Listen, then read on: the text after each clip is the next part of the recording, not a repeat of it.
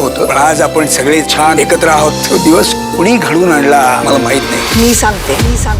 मानिनीने आणलं कुटुंबासमोर सत्य.